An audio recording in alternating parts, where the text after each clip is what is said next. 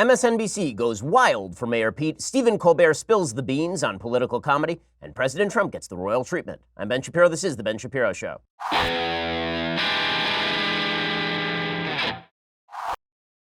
Well, Trump in Britain always is going to bring the laugh, so we have a lot to laugh about today. Mostly the president doing a pretty good job over in Britain, and the Brits making clear that their brand of comedy has sunk a bit since Monty Python. We'll get to all of that in just a second. First, we're never going to agree on everything, but I think we can all agree that we can use more sleep. I am one of those humans. Getting a great night's sleep is easier and more affordable than you think. You don't need a new expensive mattress or sleeping pills. You need to change your sheets. That's why you should check out Boll and Branch. You think your sheets don't matter. You think, oh, I've got a great mattress. I got a great bed frame. Everything. No, the sheets need to be good. Everything Boll and Branch makes, from bedding to blankets, is made from pure 100% organic cotton, which means they start out super soft. They get even softer over time. You buy directly from them, so you're essentially paying wholesale prices. Luxury sheets can cost up to $1,000 in the store. Boll and Branch sheets are only a couple of $100. Everyone who tries Boll and Branch sheets loves them. Shipping is free. You can try them for 30 nights. If you don't love them, send them back for a refund. I doubt you're going to want to send them back because they're awesome. They're so good that when my wife and I got Boll and Branch sheets, we threw out all of our others because they ruin other sheets for you. That's how good they are.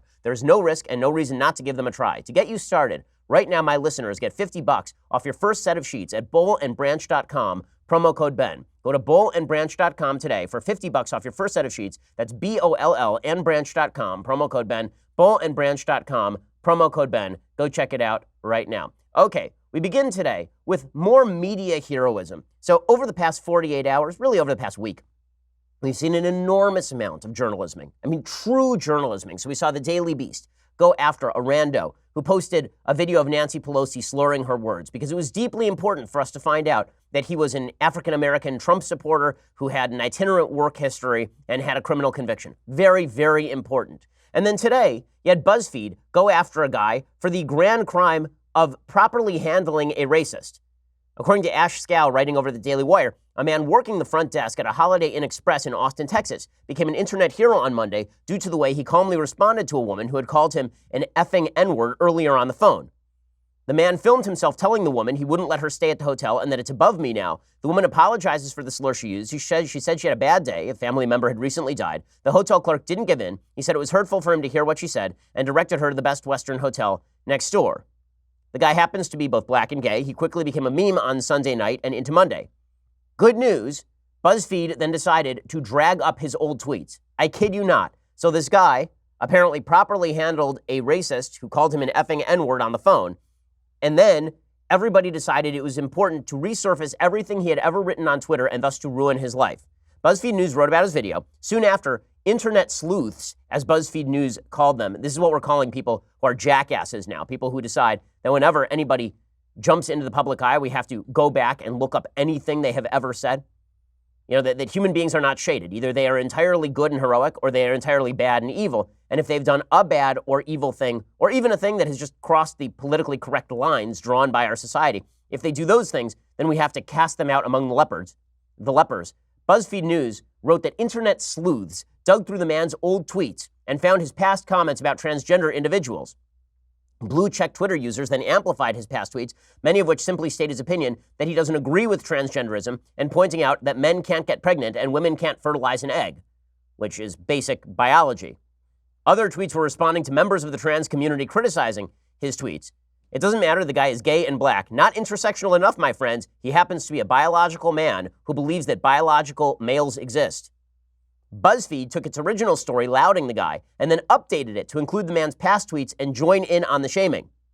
The man initially responded, repeating what he had said on Twitter, that he was not against transgender individuals, but he's not with it, meaning the phenomenon of society approving of transgenderism as something but a mental disorder, presumably. He said, they're mad, LOL, I said what I said. People are so sensitive. I'm gay, and I know people will not agree with me being gay. I just don't and will never get trans. Period. That didn't stop the social justice mob from coming after him. So this is the way things work now. A guy does something that the left cheers, and then even that guy gets destroyed because he once posted a tweet that some people on the social justice warrior left do not like. This is the world in which we now live. And our mainstream media outlets pushing this. BuzzFeed News is a mainstream outlet. It is a highly, highly trafficked outlet with production deals in place from major companies for tens of millions of dollars. So newsy, so incredibly newsy. BuzzFeed, of course, just last week went after me with the suggestion that a guy who tried to swastika a synagogue had been inspired by my writing, which you'd have to be insane to believe. I'm an Orthodox Jew who is the lead antagonist of the alt-right, but BuzzFeed News doing yeoman's work. The Daily Beast doing yeoman's work, resurfacing all of the criminal history of a man who made a video about Nancy Pelosi that made her seem slightly drunk. Man, I'm so glad our journalists are on the beat. I can't understand why Americans don't take our media so seriously anymore. I don't understand it. I mean, when they are engaged in such journalisming on a regular basis, why wouldn't we take them seriously? These are the people, the honest truth to power people, absolute truth to power. And this spreads over into, obviously, presidential politics. So, Chris Matthews, all I'm going to say is doing an interview with Pete Buttigieg, Mayor Pete, South Bend, Indiana. Indiana's a state I don't know much about. I get up in the morning, come to the show, come on in. I say, where's Indiana? Everybody says, I don't know. I say, well, seems like a state. You know, like the Pacers. They play in Indiana, right? You said Reggie Miller. He's a good player. Rick Smits. Don't know much about him beyond that. Well, he decides that he's going to have on Pete Buttigieg. I will point out here that the town halls that have been run on Fox News have been run with their objective news anchors. That'd be people like Martha McCallum or people like Brett Baer. The town halls on MSNBC are run by Chris Matthews, an ardent Democrat who likes to push Democrats as hard as he possibly can. Get up in the morning, come on the show and push Democrats. Put him on my little scooter, push him around. So here he is, praising Pete Buttigieg. He opens up by talking about Pete Buttigieg being the most important candidate since Jesus Christ first arrived in Bethlehem. I mean, this guy is just, Mayor Pete is a hero to millions. He's a saint. Listen to this intro from Chris Matthews. Honestly, this is not shock from Chris Matthews. I don't know if you remember this, but back in 2008, he talked about a guy tingling up his leg. Sitting here watching Barack Obama. Sitting here, suddenly my leg is tingling. I thought, am I having a heart attack? No, it wasn't a heart attack. It was sexual attraction. Chris Matthews, talk about Mayor Pete Buttigieg. Go. Not since Barack Obama was the candidate has someone ignited so much buzz so fast. He's 37 years old, a graduate of Harvard, a Rhodes Scholar, a Naval Reserve officer who was deployed to Afghanistan, and the mayor of a small city in Indiana, population 100,000. Pete Buttigieg. He says his 8 years leading South Bend, Indiana gives him more experience to be president than Donald Trump had. He gave me a tour of his hometown, which a decade ago was cited as one of America's 10 dying cities. The same year, Buttigieg was elected mayor. And then he proceeds to go into this hagiographic description of South Bend, how everything is all better. The crime rates in South Bend still suck, by the way. South Bend has not been healed as a city.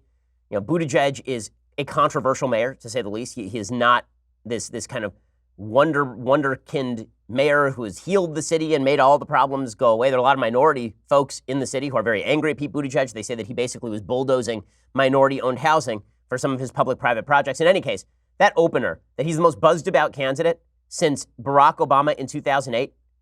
You know, there was this guy who ran for president. I don't know if you remember his name. 2015 or so, comes down an escalator and proceeds to own every piece of media coverage ever. Like, media coverage going back all the way to the time of the Romans. This guy was so buzzed about that he became president on the basis of basically being him. You may recall him because he's currently president of the United States. If we're going to talk about candidates who have drawn buzz, Mayor Pete don't rank in like the top 5. And Mayor Pete has driven enough buzz to get him to about 6% in the latest polls presidentially. That's where he is. Okay, there is a new CNN poll out today. Pete Buttigieg is at 5%. 5%. Does that sound like somebody who's received just the most buzz since Barack Obama? Doesn't to me. Sounds like somebody who's got a lot of people in sort of the left liberal white enclaves of the media buzzing. But outside those enclaves, does anybody give a crap about Pete Buttigieg? Really not so much. He's kind of like Beto O'Rourke. By the way, he is tied with Beto O'Rourke in the polls right now. But apparently, according to Chris Matthews, so much journalisming, just journalisming all over Pete Buttigieg over here. Talking about Pete Buttigieg being the most buzzed about candidate. I trust our journalistic class. Man, are they good at their jobs. And then my favorite part of this particular interview with Pete Buttigieg is Matthews basically trying to steer Pete Buttigieg where he wants him to go. It really is incredible. It's like me trying to teach my 5-year-old how to ride a bicycle. You sort of point her front wheel and then you give her a little push and then she sort of falls over. That was this interview. Pete Buttigieg fell over a lot and then when my daughter falls over on her bike, and I say, good job, honey, let's try it again. That was this interview. Basically, Chris Matthews gets Pete Buttigieg on the bike. He says, okay, we're going to push it down this hill a little bit. And if you fall over, we'll pick you right up. Little Pete, we'll pick you right up, brush off your boo-boos, and then we'll talk some more about why you're so great. So here is Chris Matthews talking to Pete Buttigieg about slavery reparations, which, for the record, was not on the table for Democrats until 5 minutes ago. Everybody in the Democratic Party feels the necessity now to talk about slavery reparations. Now, check my math. Slavery ended in the United States in 1865. The current year, if I am not mistaken, is 2019. That means that 154 years later, we are talking about slavery reparations to people who are the great, great, great, great, great grandchildren of slaves, for the most part, and from people who were never involved in slavery. The vast majority of white people in America were never involved in slavery. Many of them are descended from people who died to end slavery. Nonetheless, this has become kind of the rote part of the Democratic stump speech in 2020 is that slavery reparations ought to be on the table, all because everybody in the left has also decided that Ta-Nehisi Coates is a great intellect, the wildly overrated writer from The Atlantic, whose expertise in purple prose, I mean, my goodness, that guy's writing is overwrought. He thinks he's James Baldwin. He's like James Baldwin if somebody took an entire bucket of fuchsia paint and poured it on him. I mean, his writing is just dripping with overwrought, annoying purple silliness. And everybody on the left has embraced it because, of course, this is how they show they are woke. So here is Chris Matthews urging Pete Buttigieg to show that he's woke. Buttigieg, by the way, needs this because Buttigieg has approximately 0% of the black vote right now. Because it turns out that black voters are not super into a 37-year-old mayor from South Bend, Indiana, who has no particular connection with the black community. So now we're going to just try to go full pander. Here's Chris Matthews. Let's talk about slavery reparations, Pete Buttigieg. What do you think of slavery? Is it good or is it bad? Let's do this thing. What would be the form of reparations that would have an ongoing, enduring value to African Americans in this country, not just money up front, but a change in their opportunity? Well, that's what. How do you do it? Yeah, that's what the commission ought to work out. But there's no way you can do it without putting dollar resources behind it. Now, the right can't wait to caricature this as a check in the mail that they say would be unfair. But we did it with Japanese Americans. That's right. And there can be ways of doing this that are fair, or at least bring us to a more just reality than the one we're living in right now. Okay, that sounds like not an answer. That sounds like, I love Chris Matthews saying, right, that's a good idea, commission. People will talk about it. And then and the Republicans are mean. I agree, Pete Buttigieg. Yes, so much journalisming. I love Pete Buttigieg's response to all of that. You know, that we did this with Japanese Americans. Yes, they had just been freed from internment, unjust internment during World War II. So the people who had been wrongly imprisoned were paid money. Just like today, people who are wrongly imprisoned are usually given massive legal settlements. The Japanese Americans were not talking about their victimization at the hands of other people 154 years beforehand, or how that would get done. Don't worry, there's more Chris Matthews coming up. So if you love my Chris Matthews impersonation, man, you're going to get plenty of it coming up in a second. First, finding a new job is a lot of work. What if you had your own personal recruiter to help you find a better job? Now, ZipRecruiter's technology can do just that for you. Just download the ZipRecruiter job search app. Let it know what kind of jobs you're interested in. Its technology starts doing the work. The ZipRecruiter app finds jobs you'll like and puts your profile in front of employers who may be looking for somebody like you. If an employer likes your profile, ZipRecruiter lets you know. So if you're interested in the job, you can apply. No wonder ZipRecruiter is the #1 rated job search app. My listeners should download the free ZipRecruiter job search app today and let the power of technology work for you. Don't wait. The sooner you download the free ZipRecruiter job search app, the sooner it can help you find a better job. So ZipRecruiter is not just for employers looking for employees. It is for prospective employees looking for a solid employer. So if you're looking to work at, for example, Daily Wire, and you want to be notified when a job comes free, ZipRecruiter is the place to do it. Go head over to ZipRecruiter job search app. Go download it right now. It will help you find a better job. This is what ZipRecruiter is here to do. Connect good employees with good employers and make everybody's life better. Yay, free markets. ZipRecruiter job search app. Go download it right this very instant. Okay, so Chris Matthews continues on his tour of Pete Buttigieg's mind. It's great. So he continues along this way, gets up in the morning, comes out of the show, and he talks about impeachment. Says, why don't you impeach? Impeach. Do it, Pete Buttigieg. Doesn't matter that Buttigieg isn't in Congress. Doesn't matter that he's not going to be president. Let's talk about impeachment. Go. Mayor, I've got a follow-up, and it's to sort of nail you down. Yeah. If you were voting in Congress right now on impeachment, would you vote to impeach? Yeah, I would. Okay, good. See how fast he is? Thank you. Look how he answered that question. It's not as though I was looking for an answer that I was definitely going to get right there. Now, that's journalism. Journalisming all up in here. I mean, unbelievable. And then Chris Matthews finally asks Pete Buttigieg about his take regarding Vladimir Putin. He says that he wants Buttigieg to respond to what he would say to Putin the first time he met. What did you say to him? I have these fantasies, Pete Buttigieg, that the first time you meet Vladimir Putin, you'd rip his face off and shove it up his ass. That's my fantasy. Can you make my fantasies come true for real, Pete Buttigieg? What would you say? Chris Matthews, I'm going to say, go. If you're elected President of the United States, what would you say to Vladimir Putin the first time you met him? Because you will get to meet him. Well, don't mess with our elections. Thank you. Thank you. Oh, my God. Look at the toughness on him. He'd say, don't mess with our elections. And then Vladimir Putin would laugh in his face and rip his leg off and beat him to death with it.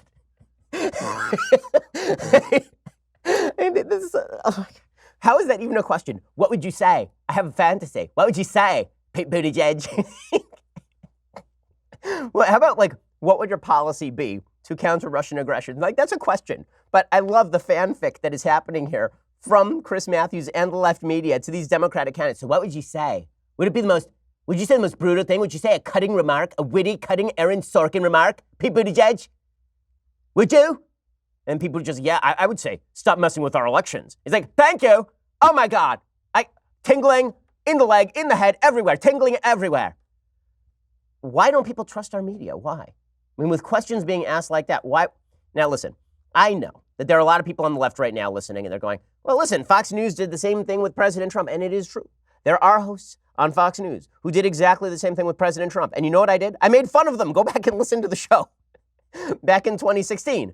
I am not very much in favor of journalists asking questions to politicians that are simply there for purposes of kiss ass, or the sort of leading them around on a leash. Here's the answer I want you to give to me. And then if I get that answer, I will show you how pleased I am. I don't like it when it's right or when it's left. This is why a lot of people have criticized the media for being harsh on Trump. I've never really criticized the media for being harsh to Trump. I've criticized the media for being unfair to Trump. And there's been a lot of that. Mischaracterization of President Trump, drawing conclusions where conclusions do not need to be drawn, attempting to push a Russian collusion hoax that was, in fact, a hoax. There was no collusion, exaggerating evidence that wasn't there, suggesting that the big scandal was just around the corner, right? All of that stuff was a bunch of crap, and I ripped the media for that. But when it came to they're covering how he handles Trump Hotel, or they're covering the Trump Tower meeting, or they're covering the stuff that President Trump has said at odd times, and he said bad things, I've never ripped the media for that. In fact, I've been one of the few commentators on the right who has said that when President Trump says fake news, I do not like the label unless it is being applied to legitimately fake news. When he applies it to just stuff he doesn't like, that is not fake news. That's just stuff that Trump doesn't like. I'm also one of the few people on the right who has said that when Trump uses the enemy of the people routine, I don't like that either. Chris Matthews isn't an enemy of the people. He may be an enemy of intelligence, but he is not an enemy of the people. He may be an enemy of hairspray, but he is not an enemy of the people, right? He disagrees with me. Okay, he disagrees with you. That's fine. But when people look at the media and they see folks like Chris Matthews run out there as journalists, it begins to annoy them. And it's not just our journalist class. It is also our comedian class. One of the things that is highly irritating to so many people on the right is that there are certain groups of professions where you assume that a certain level of baseline honesty, and that honesty is supposed to extend to both sides of the aisle. I think one of the reasons that people like this show is because everybody knows I'm conservative. I'm very open about that. But I'm going to give you my honest take on what's happening in politics. This is why when President Trump does something good, I will praise it. When he does something bad, I will rip it. Because you're getting my honest take on this stuff. Well, people sort of expect the same thing from their comedians, except the comedians don't come out and state their politics openly. Instead, they pretend that they're just there for the comedy. We're just here because we are comic relief. We're just here to be the jesters to the high and the mighty, to mock them in the way that the jester mocks King Lear. And we're just going to walk around and we're going to comment on the action. That's what comedians are there to do. And so when people on the right look at comedians and it turns out they're a bunch of leftist hacks who basically are Chris Matthews with a couple of badly written punchlines, people start to get angry. It's no wonder that the right is angry at late night TV, because this is what late night TV has become. Stephen Colbert has a long interview in the New York Times Magazine, which is the most boring magazine in the world, apparently. I mean, it's like Nun's Life, the New York Times Magazine, in terms of boring magazines. In any case, yes, that was an airplane reference. In any case, The interview with Stephen Colbert in the New York Times is pretty telling because he does state exactly where he is. And this is why everyone on the right has turned off Stephen Colbert. It's also why the left, which has decided to politicize everything, has basically made Stephen Colbert the champion of late night. So Colbert is not funny. There was a time when he was on The Daily Show when he was funny because his mandate was to go make fun of pretty much everybody. And so as a correspondent on The Daily Show, I vividly recall one segment that Stephen Colbert did where he made fun of Al Sharpton. He went and interviewed Al Sharpton. It was really funny. It was when Al Sharpton was doing his hunger strike over Guantanamo Bay. And I remember Stephen Colbert kind of prodding and going, it looks like somebody here could use a hunger strike. This is Al Sharpton in his fat days. And it was pretty funny stuff. Now Stephen Colbert has just become a Chuck Schumer talking points machine.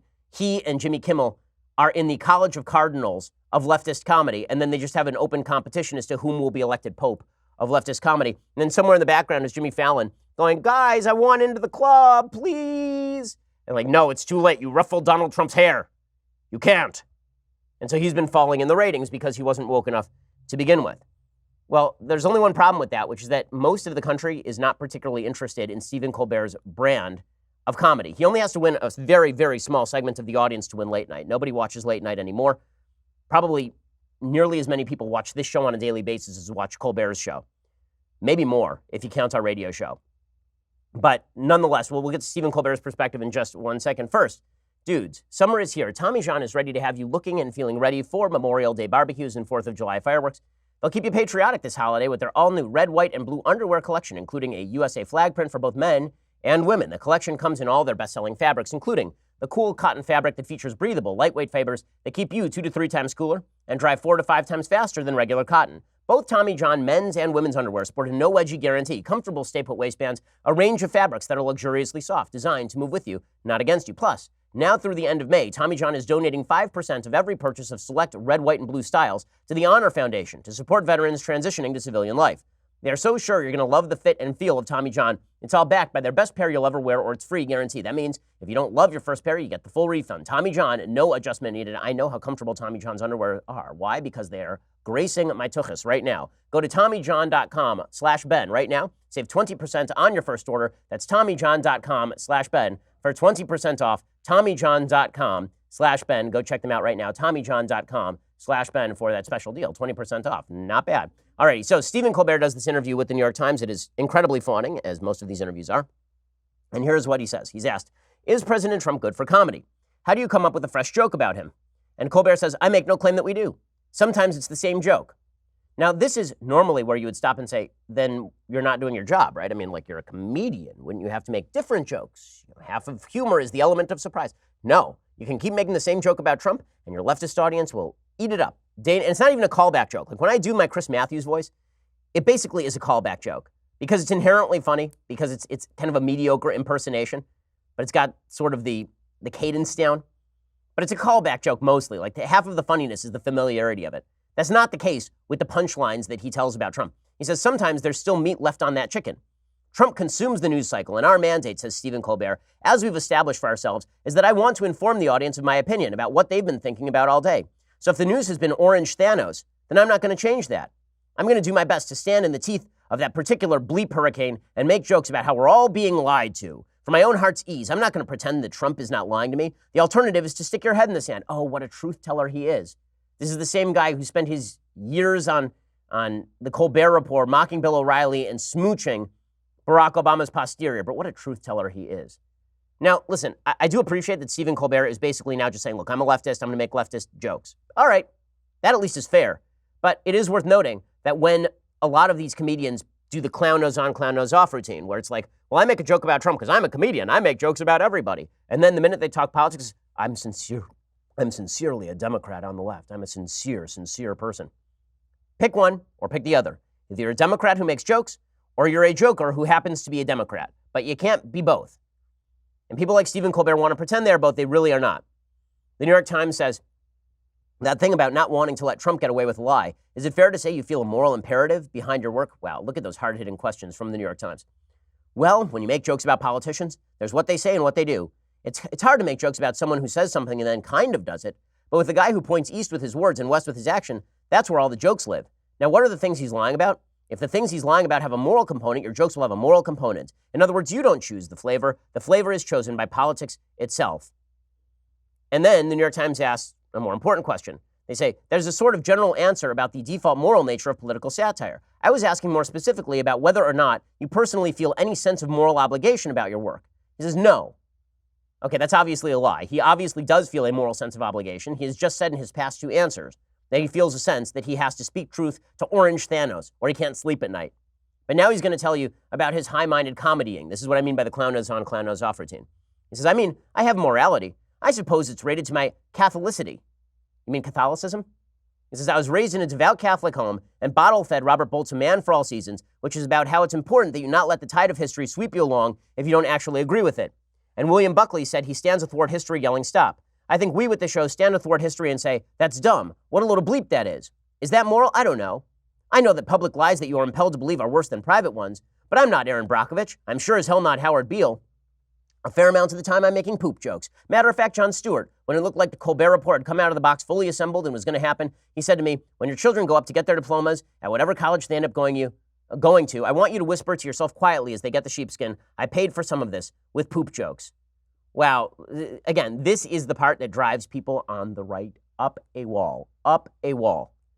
Just say what you mean, dude. You're a far lefty and you like making jokes about Trump and you feel a moral sense that you have to make jokes about Trump. Don't tell us it's all about the poop jokes. It isn't about the poop jokes. The poop jokes are a way for you to make money off of hating President Trump, off of hating Republicans and conservatives. And that's why your poop jokes don't land most of the time. Colbert has become a less funny human being since he decided he was a political partisan. The fact is, you can be a political commentator with some humor. I think that's what this show is. Or you can be a comedian who does some politics. That's theoretically what Colbert's show is, but his show is probably closer to mine now, and I haven't changed my show one iota since the very first day we started doing it.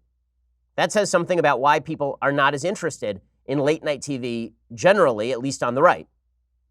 He says, for example, the New York Times asked Colbert, the other day your monologue was about the de facto Alabama abortion ban. He said, yeah, I had avoided making jokes about it because you just can't win making jokes about abortion. Half of the people are just going to be mad at you. But Alabama was an unavoidable one. The reason we did it was because that was about, I thought, a very cynical, purposeful overreach. Even the people who were writing the law said they don't want that law. He's going to have to cite some sources on the people who wrote that law don't want the law. I've talked to the people who wrote the law. They want the law. Okay, so in other words, again, he says, oh no, I wasn't going to, you're going to piss off, but Alabama, that's when I had to make my stand. Pick a lane. Pick a lane. Either, if you're Chris Matthews, pick a lane. Are you a journalist or are you a Democratic hack? If you're Stephen Colbert, are you a comedian or are you a leftist hack? Which one is it going to be? And you can say you're a comedian with left leanings. I'm okay with that. But that means occasionally you're going to have to tell jokes about people with whom you agree politically. It's pretty, no wonder people don't trust the media. Okay, meanwhile, President Trump is over in Britain being greeted by some of the most mature humor that the great minds over in Britain have to offer. So there's this story that was pumped up, no pun intended, by the Huffington Post about a farmer who, I guess a British high school student, a cheeky British high school student, carved a giant penis into his family's spacious lawns to give Donald Trump a big resistance hello as the president flew into London on Monday. The penis, paired with the words, Oi Trump, can easily be seen from the air and is just minutes from the London Stansted airport where Trump landed. The protest art also included a giant polar bear with the message, climate change is real. Well, I guess that, according to the Constitution, Article 35, Trump is no longer the president. If he sees a giant penis mowed into a lawn from the air, he's done. It's amazing. I know you didn't know about that particular provision of the Constitution. Turns out it's true.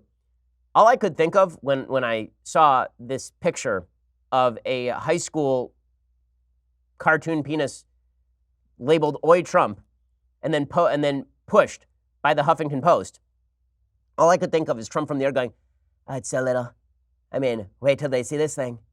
Because that was Trump's response, right? I do love all the people in Britain who think that they've really gotten under Trump's skin with this sort of thing. And it's not just that.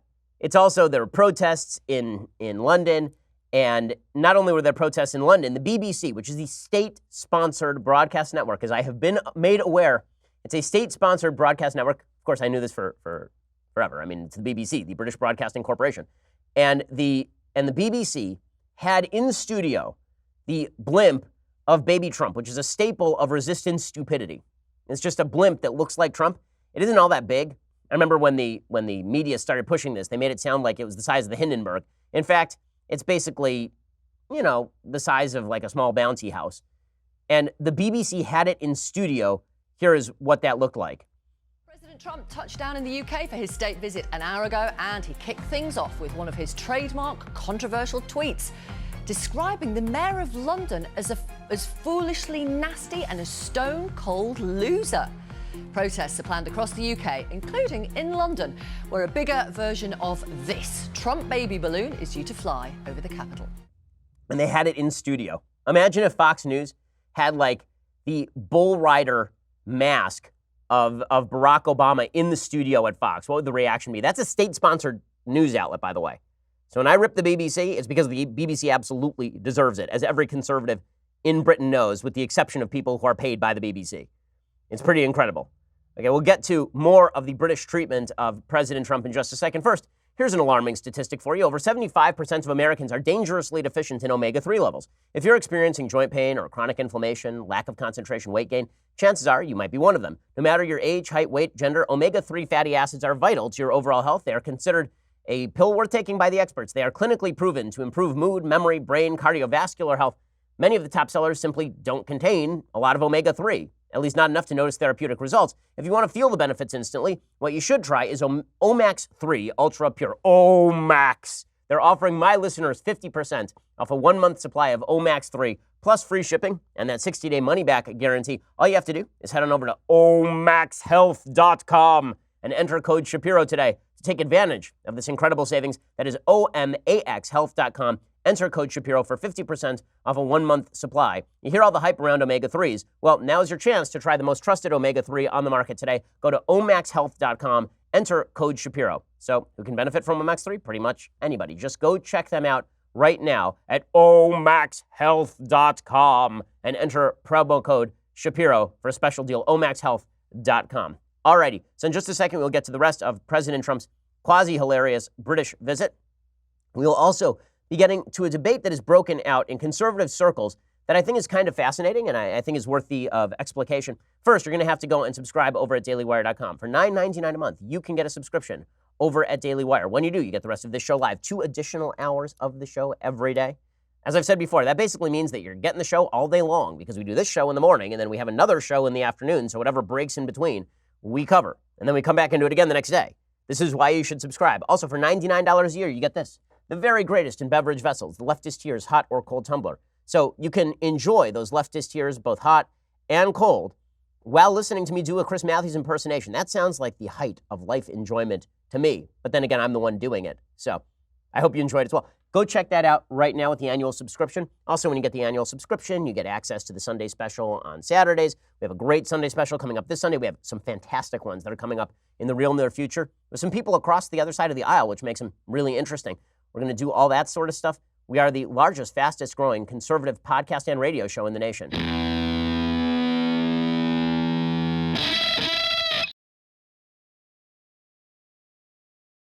Alrighty, so Jeremy Corbyn, who is a terrorist mouthpiece, he says that President Trump, the Trump London protest is a chance to stand in solidarity. He's the leader of the British Labour Party and a radical anti-Semite.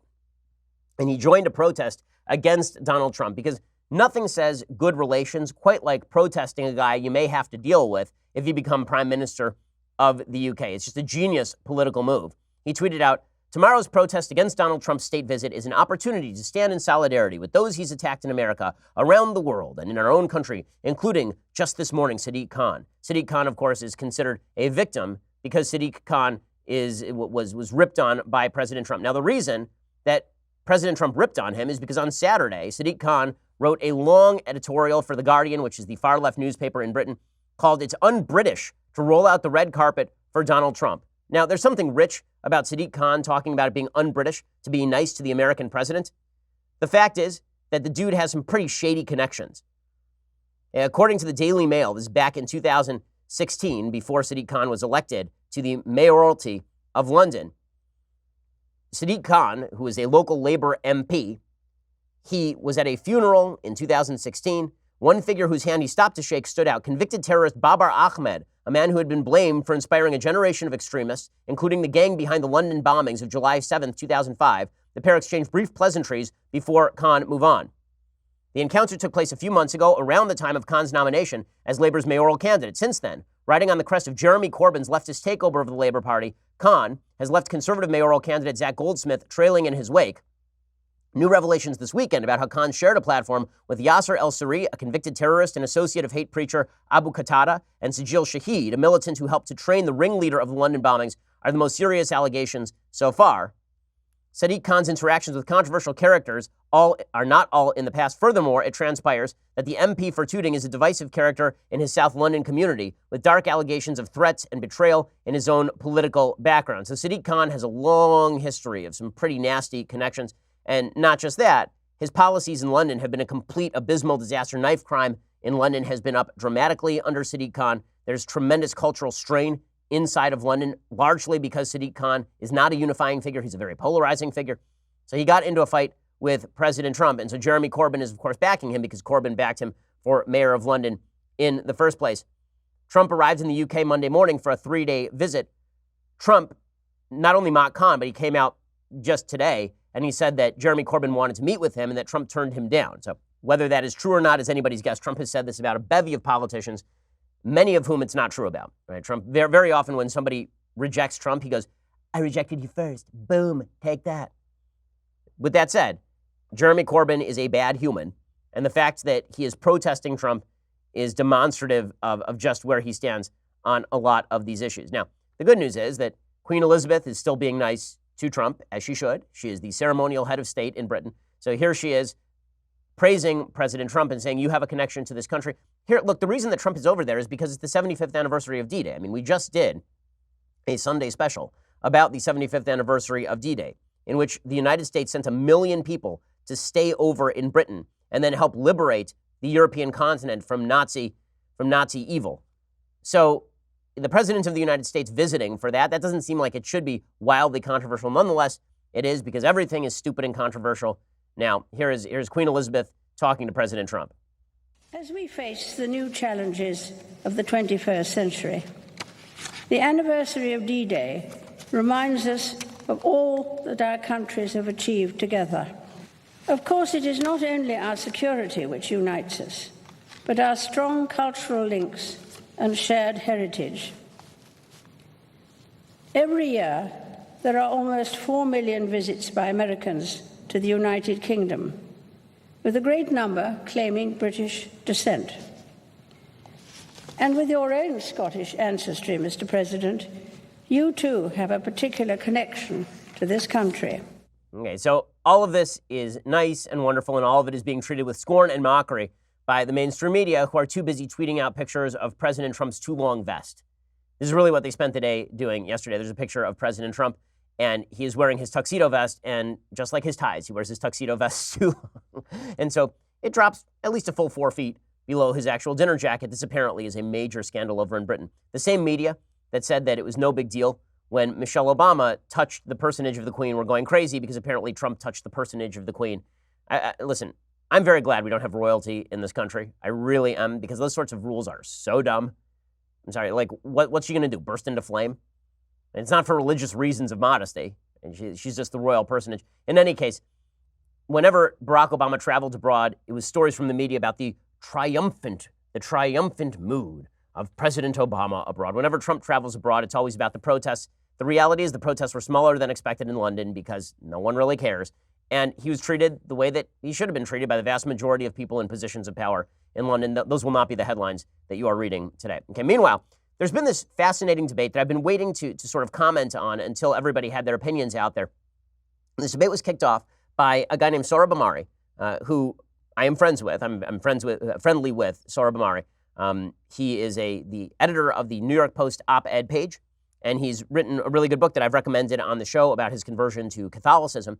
He wrote a piece basically ripping on David French, a person who I'm also friends with and who has been a guest multiple times on the show. I thought that the piece was misdirected against French, but basically Sohrab Ahmari was criticizing the libertarian instincts of a lot of Republicans. What he was saying is that government needs to be involved in certain ways in order to promote virtue and family formation, whereas David French, people like me, we have suggested that a smaller government is the best answer and that culture cannot be built by the government. Culture precedes government. And so what you really need to do, if you want to have a better, virtuous culture, what you really need to do is change hearts and minds. And you need a government that is unable to fight those sorts of cultural movements from below. So the role of government is really the question here. Ross Douthat's a very thoughtful columnist over at the New York Times, and he has a piece about this today. And I think that it's worthy of note because it does go to something that's been roiling the conservative movement for a little while.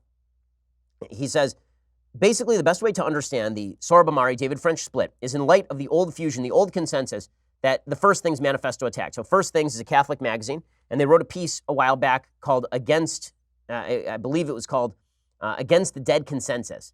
And they were apparently ripping on the kind of Reagan coalition, the idea that social conservatism, government libertarianism, small government, that this could coexist. Basically, it was an argument, sort of in Tucker Carlson mode, that government needs to be more involved in promoting virtue.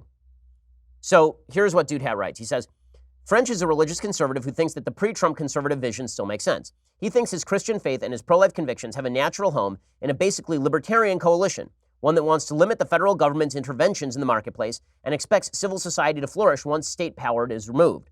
He thinks that believers and non-believers, secular liberals and conservative Christians can coexist under a classical liberal framework in which disputes are settled by persuasion rather than constant legal skirmishing, or else are left unsettled in a healthy pluralism. Amari, on the other hand, speaks for the cultural conservatives who believe that the old conservative fusion mostly failed their part of the movement, winning victories for tax cutters and business interests while marriage rates declined, birth rates plummeted, and religious affiliation waned, and appeasing social conservatives with judges who never actually got around to overturning Roe v. Wade. These conservatives believe that the current version of social liberalism has no interest in truces or pluralism and won't rest till the last evangelical baker is fined into bankruptcy, the last Catholic hospital or adoption agency is closed by an ACLU lawsuit. They think that business interests have turned into agents of cultural revolution, making them poor allies for the right, and that the free trade and globalization championed by past Republican presidents has played some role in the dissolution of conservatism's substrates, the family, the neighborhood, the local civitas. And they have warmed quickly or slowly to the politics is war style of the current president. But what specifically do these conservatives want besides a sense of thrill and combat that David French's style denies them? And that really is the big question, because I agree with both of these characterizations, right? I actually agree with both Amari and French. So I agree with David French that a small government is the best solution because I believe that government is the ring of power. If you think that you can control the ring of power and then use that ring of power for your own side, it is only a matter of time before it falls into the hands of the other side and is used against you. I think there are two dueling narratives here. Narrative number one is sort of the libertarian narrative, and that is, here's what happened in the United States. Here's why social liberalism has conquered all. Basically, government got larger, and government got larger in order to perform functions that a lot of conservatives were sort of on board with, and then government continued to grow larger and larger. People began to rely on government more than they relied on their local community, more than they relied on that civitas. And then, as government grew larger, the country grew more liberal. So there's a straight line correlation between the growth of government and the growth of leftism. And now, that huge, massive, burdensome government is going to be used by the left to cram down its values on the rest of us. That's the version I believe. Then there is the version that is being promoted by some of the First Things authors, and their version goes something like this. Government grew big, and it grew big for some good reasons and some bad reasons.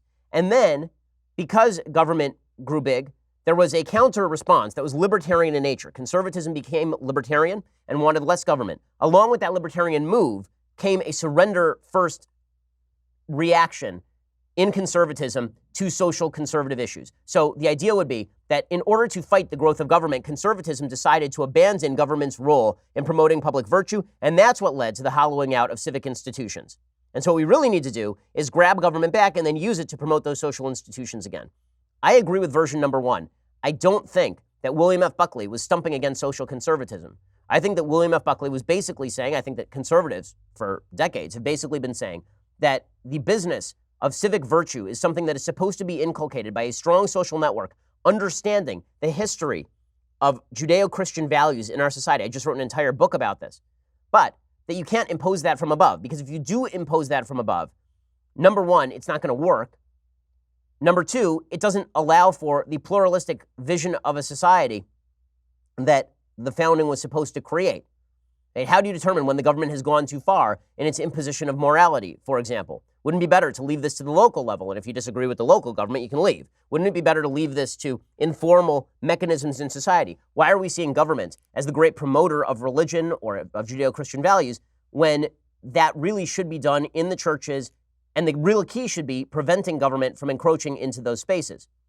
Now, listen, I understand the temptation. I understand the temptation for a lot of conservatives, which is those spaces are not going to exist if the left gets its way. The question is, can you retain those spaces by grabbing the government back? What are the prospects of grabbing the government back and using it to cram down values that you believe and protect the values you believe?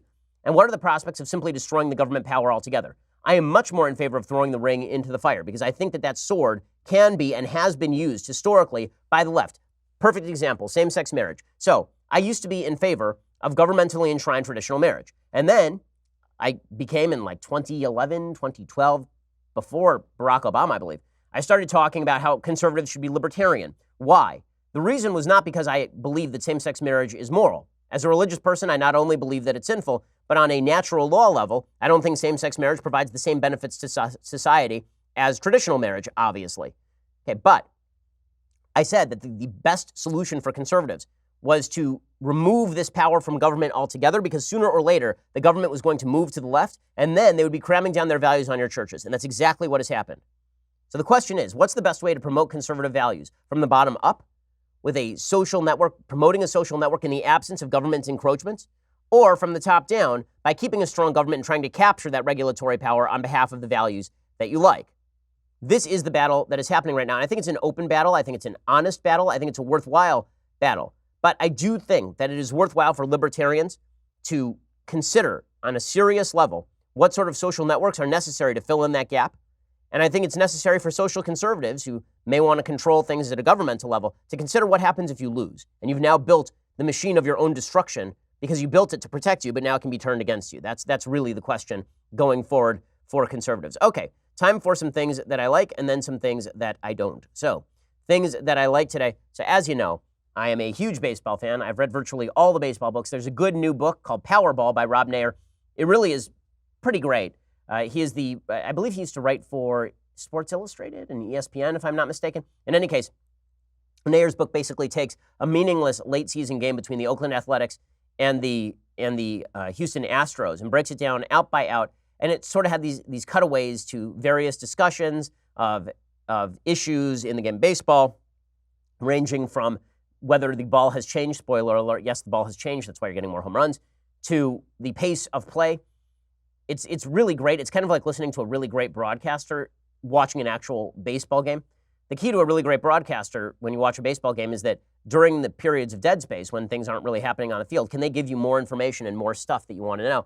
And that's sort of what Rob Nair does here. The book is definitely worth reading. Now, he does have the obligatory SJW stuff. He has, I think, 3 separate sections on whether there is a gay baseball player. I don't understand why anybody cares about that. Like, really, it doesn't matter to me. If a player is gay, I don't think it matters to pretty much anyone at this point whether a player is gay, but Rob Nair suggests that it's still massive homophobia inside the MLB, this sort of stuff. If you can get past that sort of stuff, then the baseball portion of this is really good. My one critique, the editors should have removed some of the exclamation points. He writes with a lot of exclamation points, and those should have been toned down. But that is an editorial critique. The book itself is very enjoyable. Okay, let's do some things that I hate. Okay, so the fact that the left will embrace anybody who just says bad things about Trump is pretty astonishing. Charles Blow, the aptly named Charles Blow over at the New York Times, who's a terrible columnist, he has a piece called The Princess versus the Demagogue. Wow, it's going to be like a fairy tale. He says, in an interview Saturday with Rupert Murdoch's right-wing British tabloid The Sun, President Trump characterized statements by Meghan Markle before she became the Duchess of Sussex as nasty during the 2016 campaign. Of course, Trump was being led in this exchange to be precisely who we all know he is. The question itself was problematic, as it disclosed a biased characterization by the journalist who asks Trump, "Are you sorry not to see her because she wasn't so nice about you during the campaign?" I don't know if you saw that. I love Charles Blow calling out media bias. That's pretty, the guy works for the New York Times. It says, nice, that's right, an antonym to nasty. It was a setup, but one that both parties wanted. The Sun is in some ways like a British print edition of America's Fox News, but it is also Britain's largest paper. That's the paradox. That's not a paradox. A paradox is like if an object is large and also small. It is not a paradox to say a conservative newspaper has a lot of subscribers in the UK. This is why I say not a good columnist. He says, indeed, shortly after the 2015 Paris terrorist attacks, The Sun published an ominous headline that covered nearly all of the front page. In a large white font on a black background, the paper asserted 1 in 5 Brit Muslims sympathy for jihadis. As The Independent reported, the headline was accompanied by an image of British ISIS member Mohammed M. Wazi, also known as Jihadi John, who was hoisting a knife. There's a reference to a piece entitled Time for Britain to Shut Door. The paper was ordered to admit that the story was significantly misleading, but you can understand why Trump would be amenable to it. How does he get to this from Trump saying that he thought that Meghan Markle was nasty?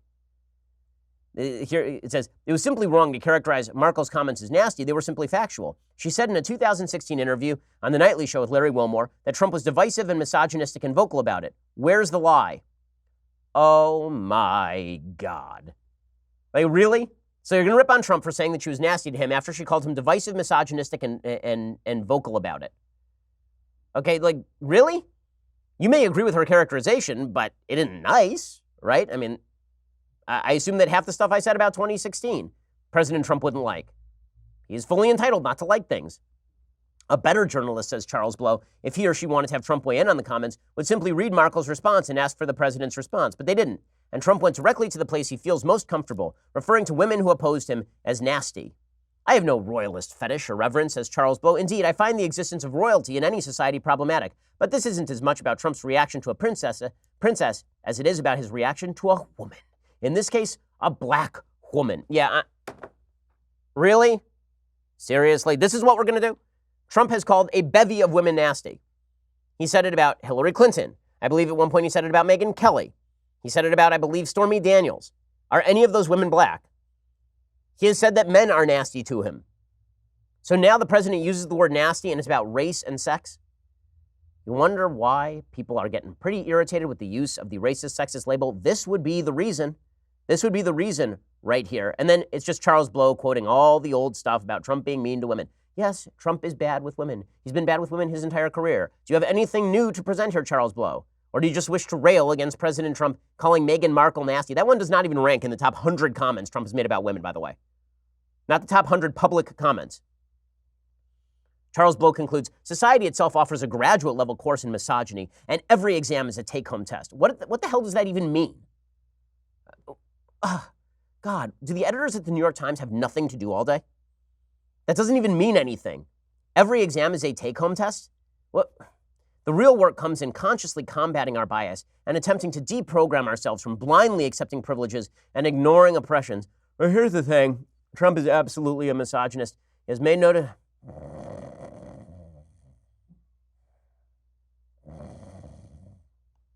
Oh, sorry. And when I hear a column repeated 100 times in a row by the same columnist, I start to lose interest. So, sorry, Charles Blow. I couldn't finish that one up for you.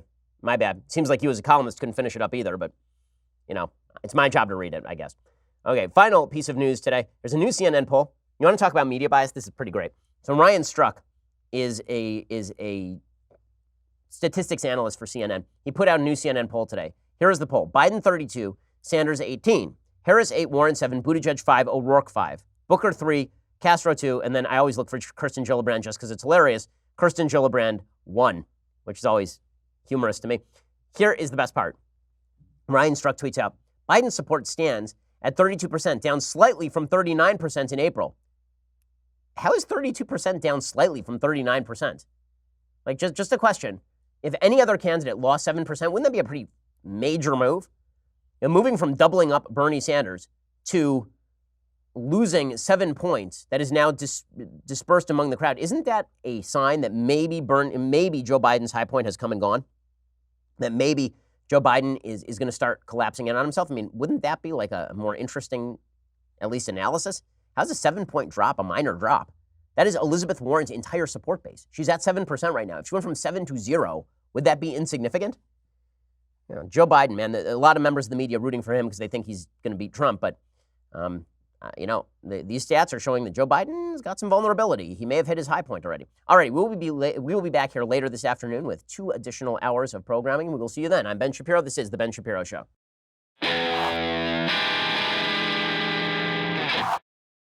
This is The Ben Shapiro Show. Executive producer Jeremy Boring. Senior producer Jonathan Hay. Our supervising producer is Mathis Glover. And our technical producer is Austin Stevens. Edited by Adam Sayevitz. Audio is mixed by Mike Caromina. Hair and makeup is by Jesua Olvera. Production assistant Nick Sheehan. The Ben Shapiro Show is a Daily Wire production. Copyright Daily Wire 2019. Hey everyone, it's Andrew Klavan, host of The Andrew Klavan Show. You know, the knuckleheads on Knucklehead Row, that's the op-ed page of the New York Times, are predicting the end of the Republican Party. Why? They think we can't handle diversity. Guess what, knuckleheads? We don't give a crap about diversity. We don't care what color you are, as long as you're colored American. We'll talk about that and Trump's trip to the UK on The Andrew Klavan Show.